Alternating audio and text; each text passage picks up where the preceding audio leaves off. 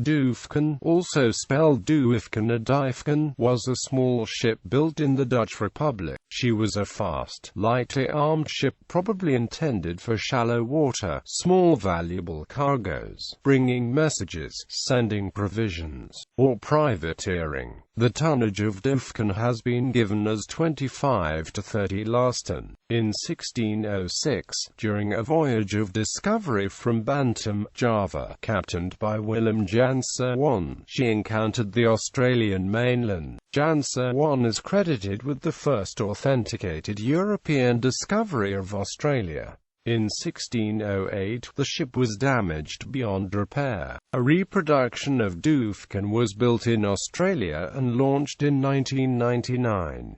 Voyages. In 1596, a ship named Duifken sailed in the first expedition to Bantam. A crew was captured by the islanders on Pulau Enggano. On the 23rd of April 1601, Duifken sailed from Texel as the Jacked, or Scout, under skipper Willem Janszoon to the Spice Islands. After reaching Bantam, the Moluccan fleet, consisting of 5 ships including the Duifken under Admiral Walter Tonnage, encountered a blockading fleet of Portuguese ships totaling 8 galleons and 22 galleys. They engaged this fleet in intermittent battle, driving them away on New Year's Day 1602. Thus, the undisputed dominance of the Iberians in the spice trade to Europe was ended. The fleet received a warm welcome in Bantam. Repairs were carried out to damage caused in the battle, and a survey of Jakarta Bay was undertaken, where the Dutch would later build Batavia, their capital in the Indies.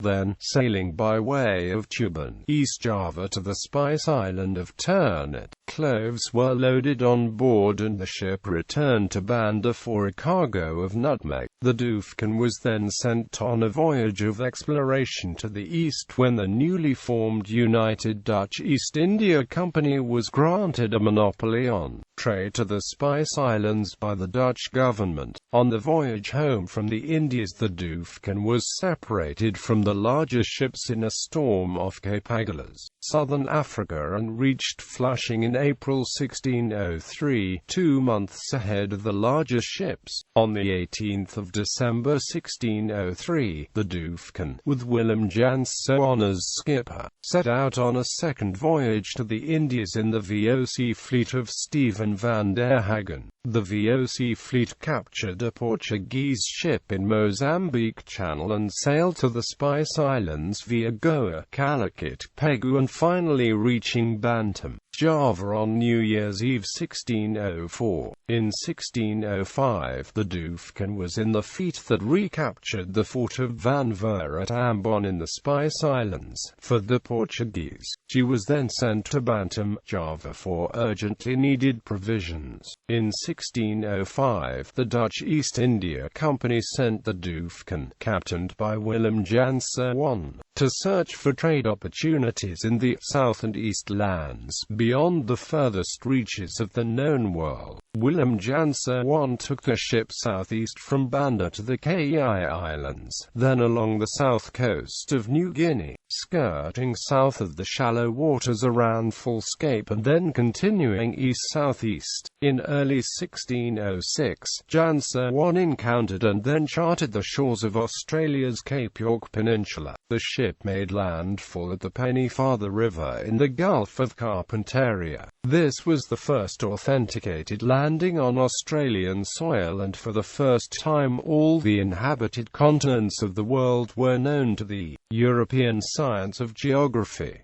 Janszoon is thus credited with the first authenticated European discovery of Australia. The ship sailed back to Bantam. In 1607, the Duifken may have made a second voyage east to Australia. Later in the year, she was sent to Java to get supplies for the beleaguered Dutch fortress on Ternate. In February and March 1608, the Duifken was involved in hunting Chinese junks north of Ternate. In May 1608, the ship was engaged in a 5-hour battle with 3 Spanish galleys. In June, she was sent with with larger ships to capture the fortress of Tafaso on Makian Island. A month later, she was brought inside the reefed Ternate for repairs. It seems that she was hauled on her side to repair the bottom, but this caused further damage, and the ship was condemned as beyond repair. Duifken replica. The Duifken replica project founder was Dutch-born Australian historian Michael John Young, who became aware of Duifken as early as 1976 and lobbied extensively for a new replica project after the launch of the Endeavour replica in Fremantle, Australia in the mid-1990s.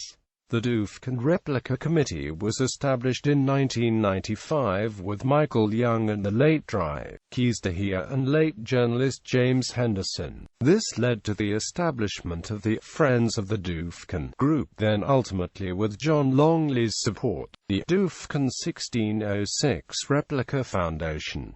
The foundation was initially chaired by the dynamic late entrepreneur Michael G. Kalis of Perth, who led the charge in raising the $3.5 million building budget. On 27 March 1997, Dutch Crown Prince William Alexander laid the Duifken replica's keel at the Duifken replica shipyard in front of the Fremantle Maritime Museum in Fremantle, Western Australia. A full-size reproduction of the Duifken was built by the Duifken 1606 Replica Foundation, jointly with the Maritime Museum of Western Australia, and launched on 24 January 1999 in Fremantle. She then undertook goodwill tours to Sydney, Queensland, Indonesia, Sri Lanka, Mauritius, South Africa, and finally Texel in the Netherlands. While in the Netherlands, the floor of the hold was replaced by antique Dutch bricks.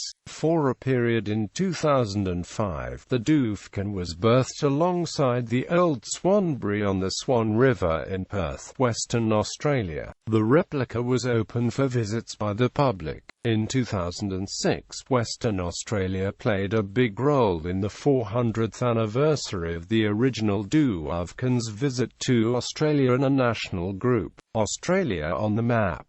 1606 to 2006 was formed to commemorate the arrival of the Duifken and to mark this important milestone in Australia's history, by also giving recognition to all who followed her and contributed to the mapping of the Australian coast. The Duifken was berthed at the Queensland Maritime Museum in Southbank, Brisbane, Queensland until early 2011, when she was then placed on display at the Australian National Maritime Museum in Sydney. In September 2012, the Western Australian government committed funds for 10 years to see the Duifken stay in Perth.